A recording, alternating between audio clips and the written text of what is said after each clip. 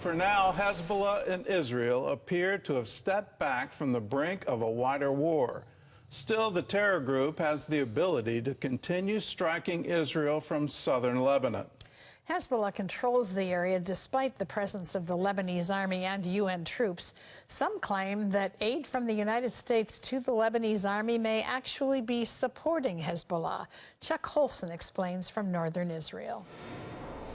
By supporting the Lebanese Army, you are supporting, in the U.S., Hezbollah.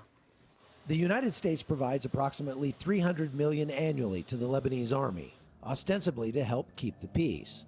However, the lines between the official military and the terror group are increasingly blurred. They are giving support to the Lebanese Army, and indirectly they are supporting Hezbollah, because Lebanese Army, many of its soldiers are Hezbollah fighters. And in the south, especially here, these soldiers of Lebanese Army are collaborating and coordinating with Hezbollah. I'm standing in the town of Malkia, which is a kibbutz that's situated right on the Lebanese border. As a matter of fact, the border is just about a quarter mile behind me. And that village that you see on the hillside back there is called Bleida. It is inside Lebanon, and it's one of the places where Hezbollah is daily firing missiles and rockets and drones at Israel. On one hand, we're holding a gun to protect ourselves. We have no interest of invading into Lebanon, to fight anyone, to kill anyone. We don't. We just do it for our own protection. I just remind you who started this war. Since October, Hezbollah has launched over 7,000 rockets into Israel, with border communities bearing the brunt. Adding to the complexity is UNIFIL, a UN peacekeeping force, deployed since 1973 to maintain peace. Critics argue they've failed to prevent Hezbollah's growing threat. Lebanese Army is not functional. It's penetrated by Hezbollah.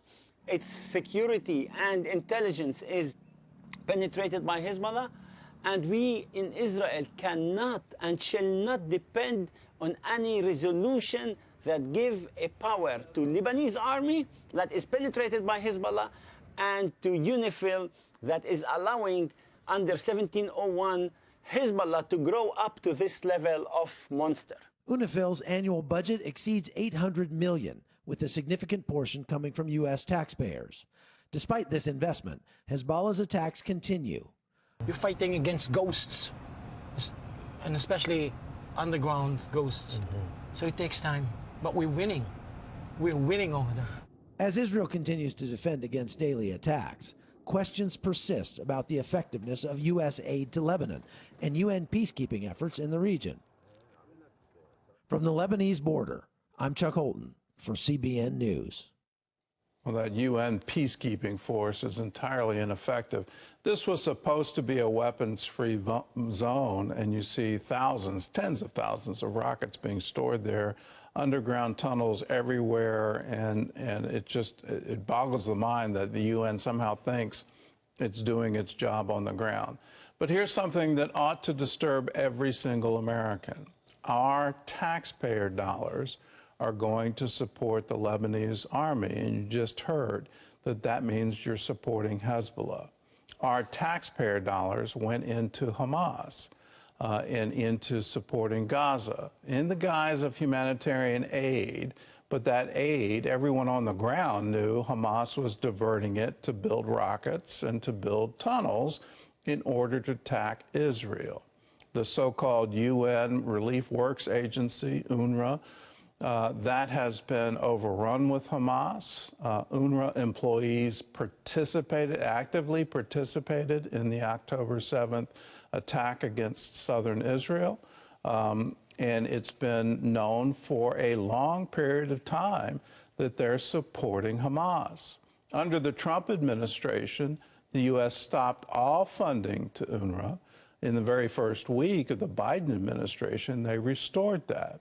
Here's another one for you, the Palestinian Authority. It's our taxpayer dollars that keep that propped up.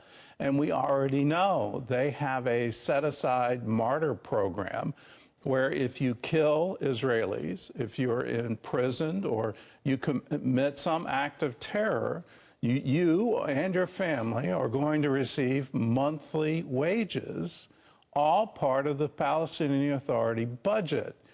We are funding that. So our taxpayer dollars are being used in Lebanon, are being used in Gaza, are being used in the West Bank in order to promote terror, to attack Israel.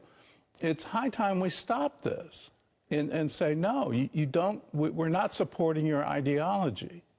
And I know a lot of people say, well, what about the humanitarian issues? What about the children of Gaza? What about these things?